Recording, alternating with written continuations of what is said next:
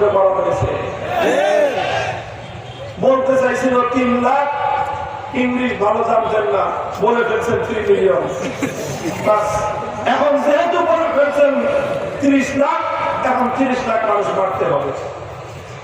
এর চেয়ে বড় একটা জাতি হিসেবে কলঙ্কের ইতিহাস হতে পারে না। 30 লক্ষ মানুষ যদি মারা গিয়ে থাকে, তালিকা করে, তালিকা কোথায়?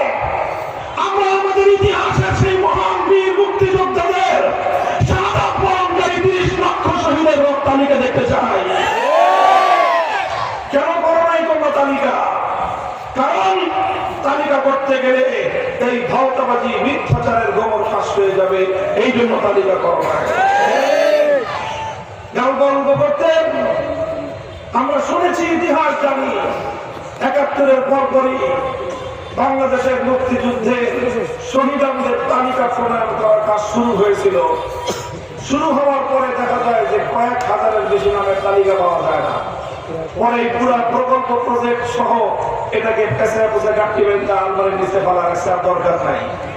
কারণ তালিকা খুলতে গেলে উনি যে বললেন 3 মিলিয়ন, ওনার এই কথা সম্পূর্ণ ভুয়া এবং মিথ্যা প্রমাণিত হবে। একটা লোকের একটা মিথ্যাকে প্রতিষ্ঠিত করার জন্য 55 বছর ধরে বাংলার কোটি কোটি মানুষ আমরা মিথ্যা